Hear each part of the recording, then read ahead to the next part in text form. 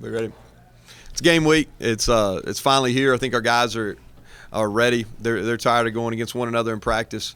Tremendous challenge here in week one, going to Raleigh, playing North Carolina State. A group that I thought was probably the hottest team in the country at the end of last year. Played extremely well on both sides of the ball. Had probably their best game in a complete victory, where I thought they really dominated the game against Central Florida in their bowl game. I think when you talk about North Carolina State, it starts with their quarterback, Jacoby Brissett. I think he's a Heisman Trophy candidate. He's a guy that is a dual threat, big physical runner, can also throw it, was extremely accurate, threw the ball really well, like I said, at the conclusion of last season. Running back, they did a really good job rushing the football. They've got one guy that's going to be out, but the kid Days is really impressive. Does a great job on kickoff return, but also very talented. They were one of the most balanced offenses in the country last year. They're going to start two freshmen. The true freshman Hines, it can really fly. I mean, he was a national recruit, big time player. They're also going to start a tackle that we recruited with the last name Richardson. We recruited at Kentucky. Thought he was a really fine player, and I know he'll jump in there and do a good job. Defensively, statistically, I thought they did some really good things last year. Again, played their best at the end of last year, really from the Louisville game on. I thought they were really impressive. Schematically, I think it probably starts with their head coach, Dave Dorn. If you look at it, he's a defensive-minded guy. Their defense coordinator, Huxtable, has had a lot of success at a lot of different places. But Dorn, if you look at his win-loss record and you take out his first season in North Carolina State, it's really impressive, as good as anybody in the country. I think you can always judge really good coaches by their win-loss record in close games, and his is extremely high there too. But defensive line-wise, they've got a lot of depth. They're going to run a lot of guys in there. It'll be a challenge for us up front. And then they have one of the most, if not the most, experienced secondaries in the country. So we've got our hands full, but our kids are looking forward to it. It'll be a great environment to go out there and play on Saturday night. Questions? How much are you looking forward to it? You personally on the sidelines, head coach, and they're saying you're going to sleep much this week? No, it'll be fine. I don't know how I'm excited. We're looking forward to it. We've got our hands full, Barry, without question. No, it'll be fun. It'll be a different experience. I think anytime it's obviously the first time I'm going to run out there as a head coach, so there'll be some things that I'll have to get used to. But yeah, I'm looking forward to it. That's a great venue to play. I played there as a player when I was at UMass. Several of our coaches have competed there. I think they do a good job. Their crowd is right on top of you. It's going to be a place that our guys are excited about playing for sure. Veteran offensive line for them. Will you be able to get Gosha back? I noticed he was on top of the depth chart. You think he's going to be back and ready to go? Yeah, that's our hope, that Lonnie's going to be able to come back. We'll know for sure middle of the week. If he does, he'll give us a tremendous boost there with his experience. He's a guy that's made a lot of plays here. We're going to play a lot of people, especially on defense early in the year. We're going to play a lot of guys up front, keep them fresh. It'll be hot and humid there, I'm sure, on Saturday night.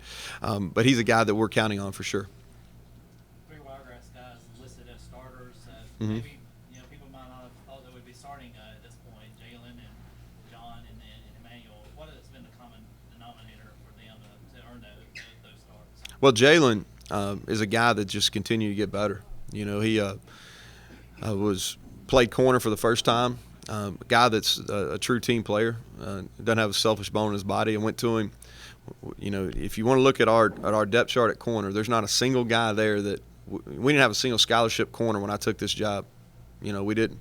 And went to him. I watched a bunch of film of guys that played receiver, trying to look and see who could potentially athletically make the move. And he was the guy that I thought could. I went to him, and without hesitation, he said, "Yes, sir, Coach. Whatever I can do to help us win." So I think that speaks to him as a person.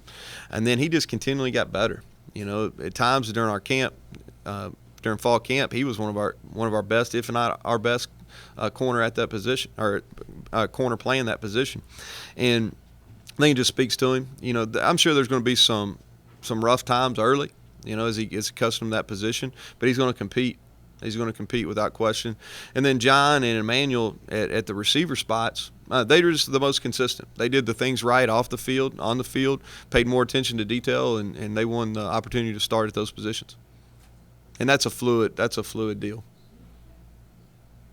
Over overall confidence in the team now that you're doing practice, going into this, getting the new system into place, getting the players ready for this? What would you say your level of confidence in the team going into this game? Well, I think it's hard to speak on confidence until you actually play. Now, if you want to talk about trust, I trust them. You know, the guys we're going to roll out there and play, I trust them. They've done what we've asked to do since we've got here.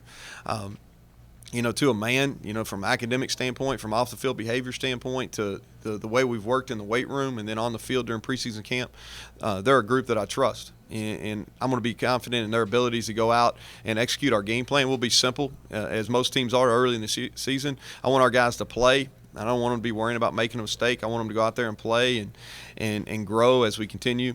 You know, if you look at our schedule, the way it's set up, obviously playing 12 games, we got three games in a bye week. You know, and we want to, for those first 3 games, we've got to play a lot of people. We got to play a lot of people and find out who's going to step up and make plays and compete when the lights come on, and who are some guys that maybe aren't ready yet. And we've got to use these first 3 games to find that out before we get into our true test, which is the Sun Belt Conference. You guys said you're trying to be a tempo team this year. How important is it? You know, NC State's going to be a raucous crowd. How important is communication?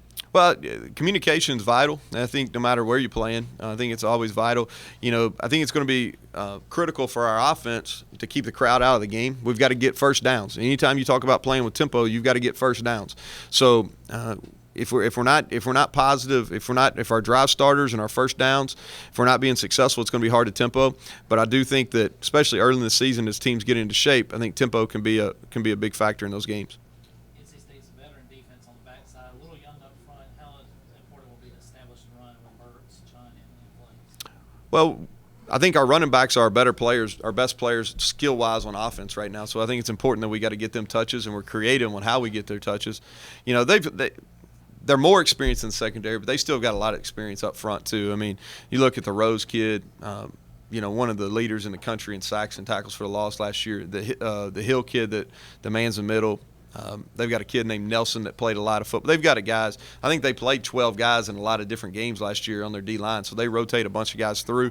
But they've got a lot of experience. We need to, you know, run the football is going to be a challenge against them. They did a nice job stopping the run at the end of last season, so it's going to be a challenge. But we've got to be creative and find out ways to do that and take some of the burden off our offensive line to pass protect.